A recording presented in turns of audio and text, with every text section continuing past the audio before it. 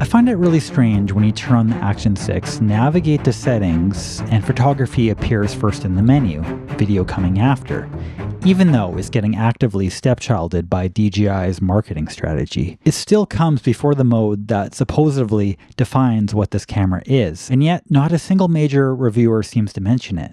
Not tech journalists, not DJI enthusiasts. It's positioned right there at the very top of the list, yet the entire reviewing landscape has somehow overlooked it. Most action cameras don't even let you think about changing the aperture. This one hands you the ability to make that decision yourself. Combined with f2 up to f4 for close-up work and low-light gathering capabilities, this shouldn't exist in this form factor, but yet no one is talking about the photo features on the Action 6. So the question becomes, why a camera with this aperture range, the processing innovation that it offers, which I'm going to get into soon, why is this being universally ignored? I decided to take a look. What I found raises more questions than answers. DJI has buried image stacking technology within the raw processing on this, but they haven't mentioned it. They've engineered what might be the most ideal photography action camera ever made, and apparently decided not to talk about it at all. The Action 6, with its image stacking in the raw files, clearly takes several files and merges them into one. And that's how the megapixel count is likely higher than you would normally expect from an action camera. Your raw files are essentially noise-free at ISO 100 as a result, but don't push it far above ISO 100. See, for example, this ISO 800 file. Look at the standard denoise I applied in this in Lightroom, and it just broke the image in many unnatural ways because the stacking has already compromised the noise structure on the files, and you get artifacts that shouldn't exist even at the 100 range, so it can really look quite awful if you add too much ISO to these images. Going into the artifact, occasionally when you look at branches against bright skies, it shows a very unnatural blue tint in the transition zones, particularly noticeable in high contrast situations.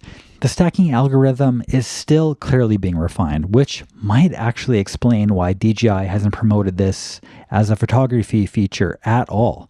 They've nailed the concept, but haven't perfected the execution. When you look at the competitors, Insta360 has their Ace Pro 2 line. And this is a line that they've marketed almost exclusively as a photography first camera with the addition of its new grip. One of the biggest issues with this camera is you really lack functionality using the auto ISO. What I mean by this is you have a limit between 100 to 800, and anywhere in between that, probably 300 to 800, you have just a total mess of an image. I really would like to see a few more ranges added in. Obviously, you can go from 100 up to like 6400 or something like that, but I don't recommend at all going past even 400, I want to say. If you want to use this at nighttime, definitely use a tripod. I've noticed this a lot with DJI cameras as of recent, and I think they set that 100 to 800 as the minimum auto ISO just to keep people from having blurry images. Seems like they sort of add into their auto settings a way of just making sure that everyone's kind of happy with the results, but at the same time, there's just way too much noise.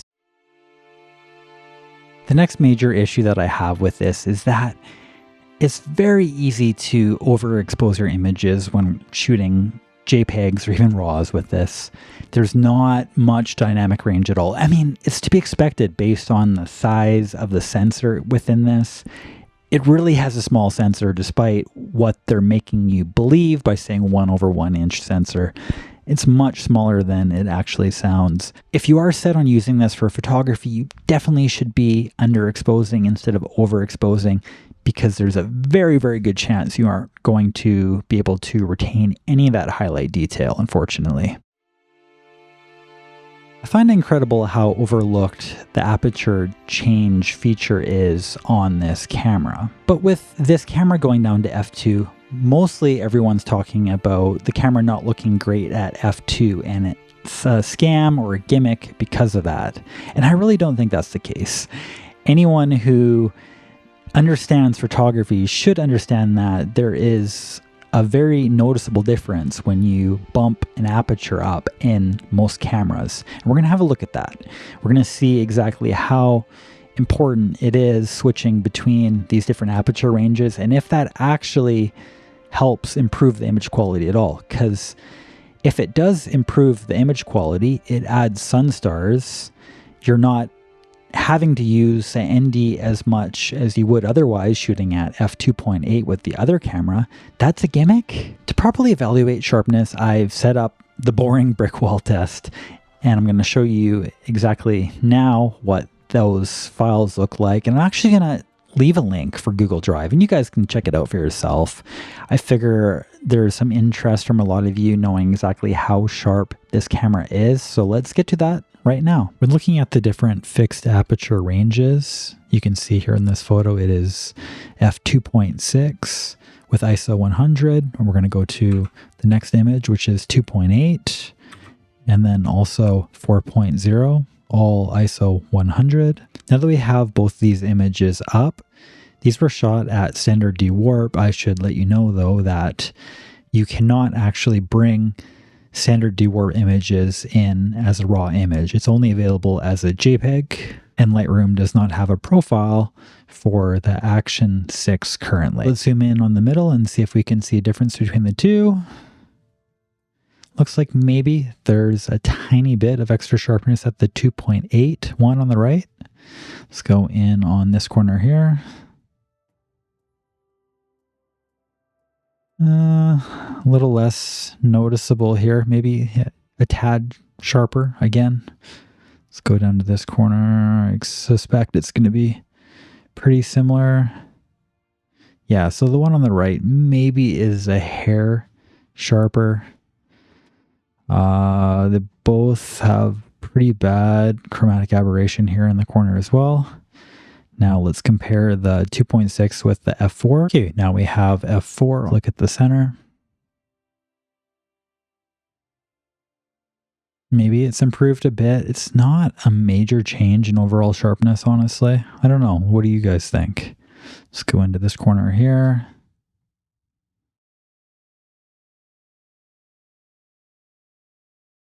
Does look a little sharper, but it's not going to be a life-changing amount of sharpness difference.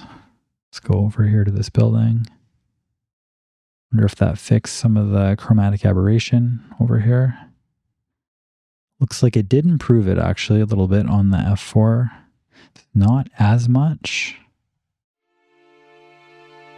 If I were to think of the one issue that plagues this camera is its technical limitations just using the camera. Trying to change the pro exposure settings, you'll understand really quickly why mirrorless cameras still exist, although there are some things that can add function to it that would improve your overall performance, but it's not quite at the same level that the Ace Pro 2 is. Action 6 really forces you to get into some serious menu diving. Really, if you're trying to make fast movements, make changes to your settings, it can really become infuriating with this Action 6. Looking again at what the Insta360 did with the Ace 2 Pro grip, they have turnable dials for exposure, so that definitely makes things feel a lot more like your mirrorless experience. Now looking at the Telesin grip, it solves a different problem. It removes the friction that I found to be a bit of a problem. I mean, the day before I received this, I was telling my girlfriend that the shutter button was actually pretty hard to press in a pinch, especially with gloves on. So having this, you can easily just simply tap it like that and it turns it on, takes a photo. And one thing about a softer shutter is that it can be a bit more beneficial for doing slower shutter speeds. Not only do you benefit from the softer shutter in this, also having a larger grip is really great for someone with larger hands like myself, although most people will benefit from it, and it doesn't add that much weight to the unit, so that is also really nice. And just having something that is nice and sturdy. I mean, if you drop your action camera, it's very likely that this cage is also going to protect it. So if you're wanting to mount it to like a car or something like that, I'd feel much better off about how my camera would fare in the long run. With the Action 6, it handles remarkably close. At only 20 centimeters in f4, it's pretty good. And with the macro lens that will be arriving to me in a few days, it makes for a pretty interesting device, honestly.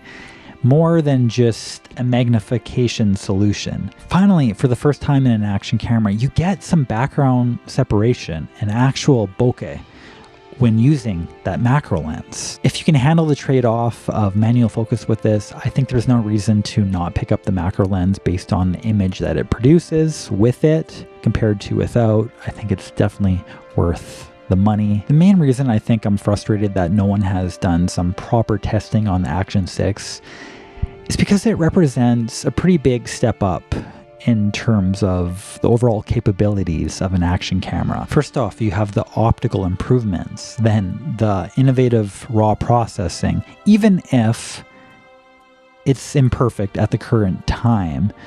But I really think that this is going to be improved as DJI learns how to properly treat this image stacking within it. Obviously, this camera is not perfect, and the ISO 800 auto sealing still really frustrates me. I would like to see it much lower, like probably 100 to 300 should also be an option. Also, the artifacts within that image stacking is quite nasty when looking at high contrast scenes. It really creates a pretty unpleasant look.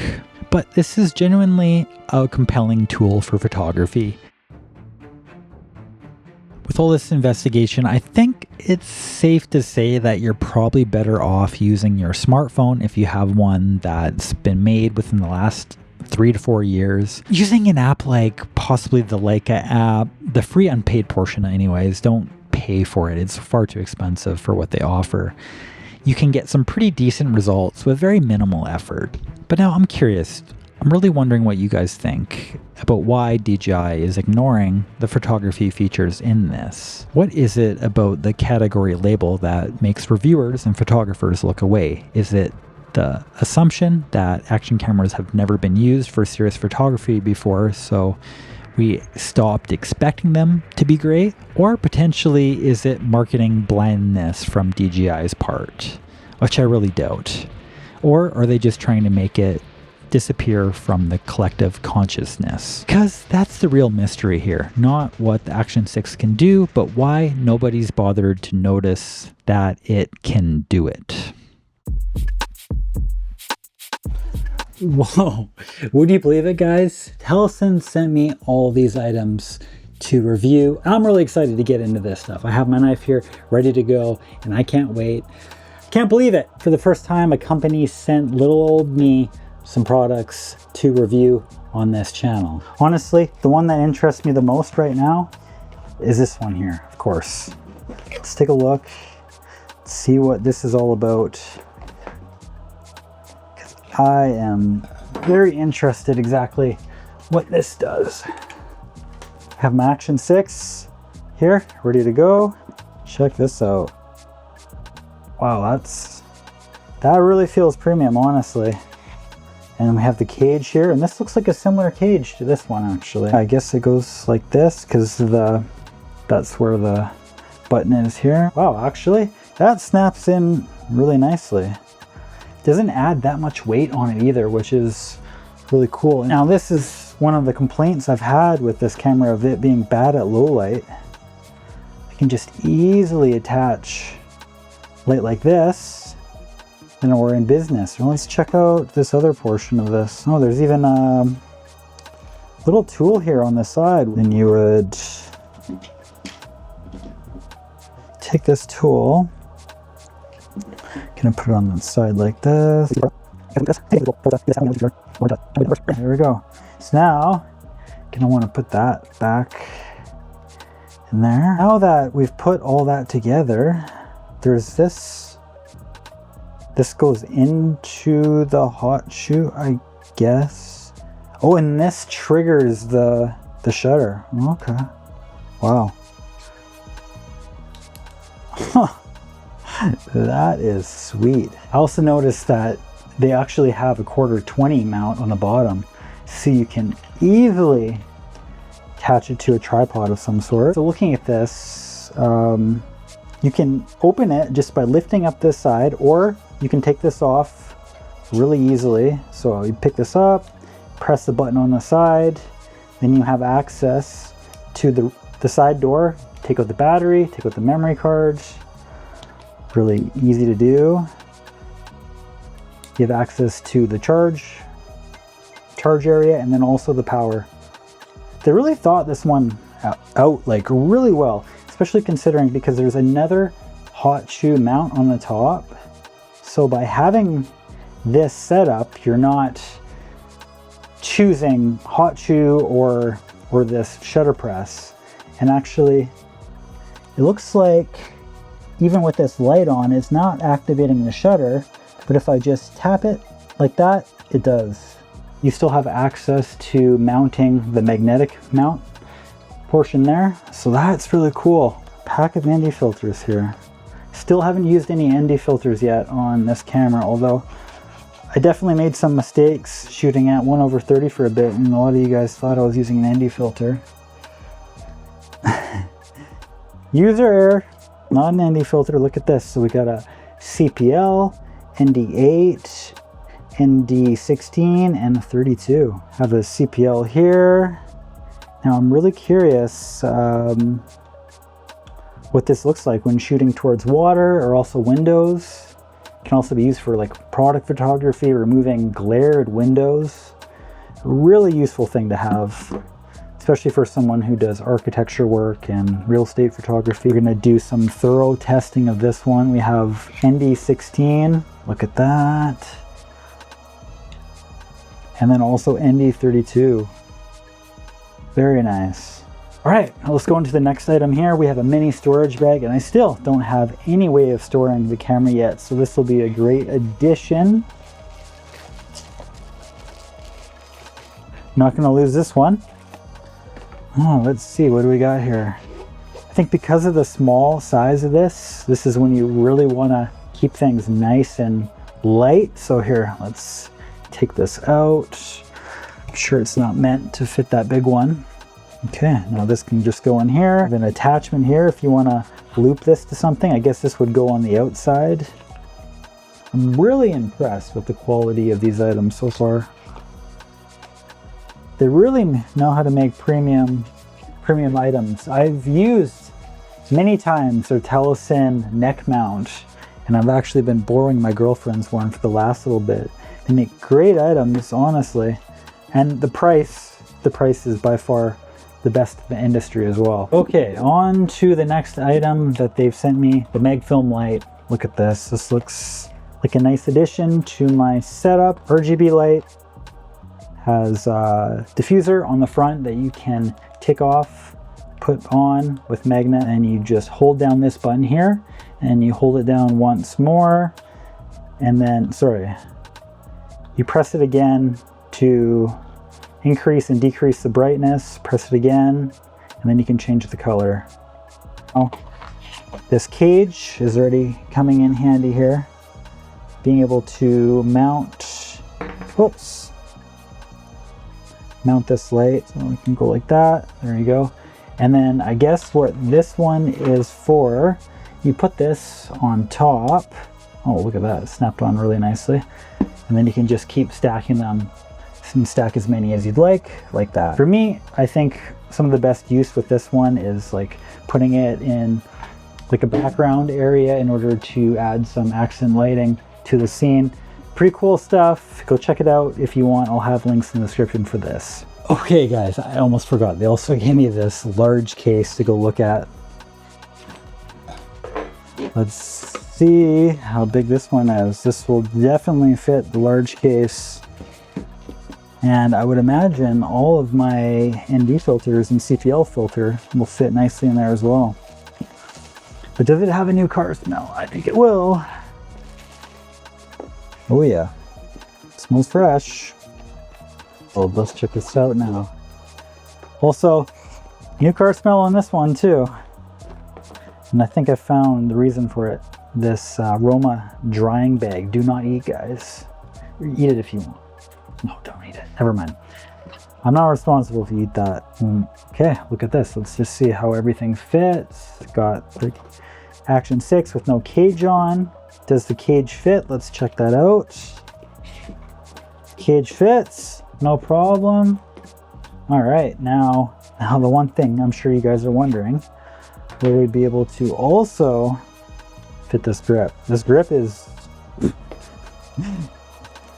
bit big when it comes to the gripping portion of it, and that's just so that your hands are somewhat comfortable when using the camera. Now let's see, can we close it up with the bigger grip?